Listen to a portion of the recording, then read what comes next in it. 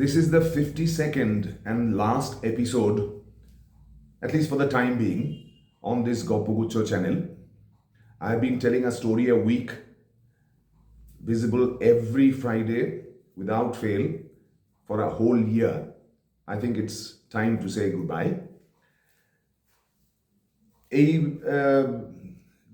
এপিসোডটা আমি ভিডিও করলাম এবং এটা বাইলিঙ্গুয়াল হবে, আমি ইংরেজিতেও খানিকটা বলবো, বাংলাতেও খানিকটা বলবো, so that both kinds of audiences might enjoy the stories. And let me end on a light note with some fun stories for a change, because I have been telling serious stories for a pretty long time at a stretch. I am very fond of that entire collection of stories that go by different names, sometimes ascribed to Birbal, sometimes to Tenali Rama, sometimes to Gopal Bhaad, and sometimes to Mullah Nasiruddin, but broadly the same stories. One of the things that I have learned is that under the guise of humor, these stories often convey a very great deal of timeless wisdom. They make you laugh, and at the same time they make you ponder. So here are one or two of them. I'm sure most of my audiences have heard these stories before, কিন্তু আরেকবার শুনতেই বা ক্ষতি কি। একদম প্রথমটা ধরা যাক। বাদশাহ একজন আরবি ব্যবসাদারের কাছে দুটো ঘোড়া পেয়ে এত খুশি হলেন যে বললেন আমার এরকম 500 ঘোড়া চাই।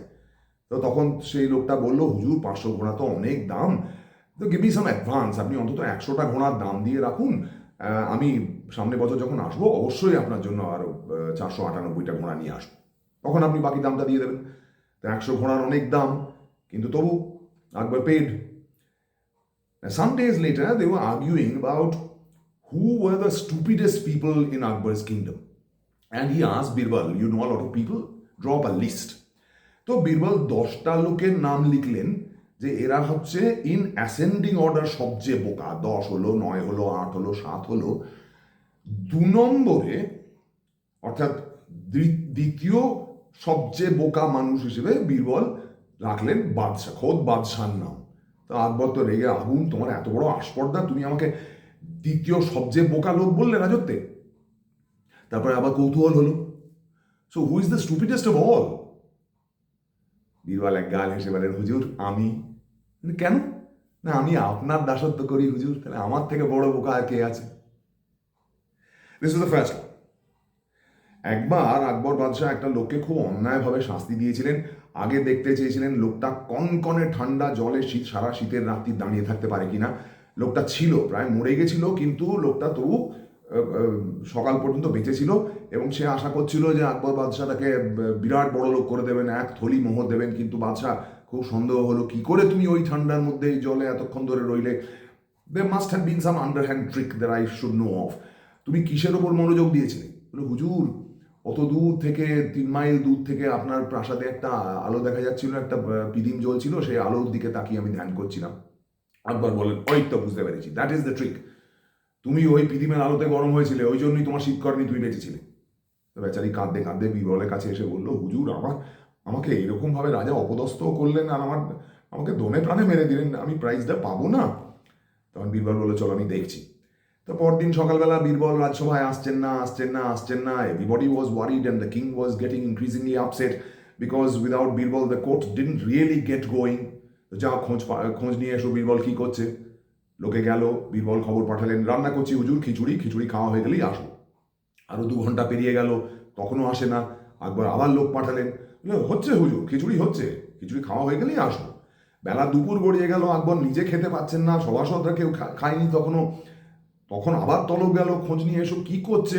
হুজুর হয়ে যাবে খানিকক্ষণের মধ্যেই। তখন আকবরের আর ধৈর্য থাকলো না, উনি সদল বলে গেলেন, চলো তো দেখি, let's go and have a look, what is he up to, some sort of monkey trick I am sure. ওমা গিয়ে দেখেন যে বীরবল একটা খাটিয়ায় শুয়ে আরাম করে মুখে গামছা ফেলে ঘুমোচ্ছেন, আর তার পাশে কি একটা জিনিস খাড়া করেছেন, 3 তলা সমান উঁচু 3টে বাঁশ বেঁধে একটা ত্রিকোণ বানিয়েছে, আর সেইখানে একটা প্রদীপ জ্বলছে একদম মাটিতে, আর অনেক ওপরে 3 তলা উঁচুতে একটা হাঁড়ি বসানো আছে। তা বলুন, বীরবল কি করছো? হুজুর খিচুড়ি রান্না করছি। কোথায় তোমার খিচুড়ি? ওই যে হুজুর হাঁড়িতে।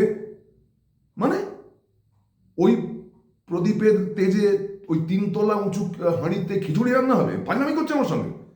বীরবল হাত জোড় করে বলেন, হুজুর 3 মাইল দূর থেকে একটা প্রদীপের আলো দেখে যদি একটা লোকের শরীর গরম হতে পারে, হুজুর রান্না কেন হবে না? আকবর লজ্জায় লাল হয়ে গেলেন, নিজের দোষ বুঝতে পারলেন, সেই গরিব মানুষটিকে ডেকে ক্ষমা চেয়ে তাকে এক থলির বদলে আরও বেশি কিছু মোহর দিয়ে পুরস্কৃত করে খুশি মনে বাড়ি পাঠালেন। এই আকবর বাদশাহী আবার খুব ভোজন রসিক ছিলেন তো, একদিন বেগুন ভাজা খেয়ে খুব ভালো লেগেছিল। Birbal, there are nothing like aubergines, brinjals in this world. Birbal সঙ্গে সঙ্গে বলেন, হ্যাঁ হুজুর, বেগুনের থেকে ভালো গুণী জিনিস আর কিছু হয় না। তারপর আকবর বাদশাহ হুকুম দিয়েছেন বলে রোজ তাকে দুবেলা রাঁধুনে বাবুর্চি বেগুন ভাজা খাওয়াচ্ছে। খেয়ে খেয়ে খেয়ে খেয়ে আকবরের অরুচি ধরে গেল, একদিন দুধ ছাই করে ছুঁড়ে ফেলে দিলেন। বেগুন খাওয়া যায় নাকি? বেগুনের মতো অসহ্য জঘন্য জিনিস আর হয় না।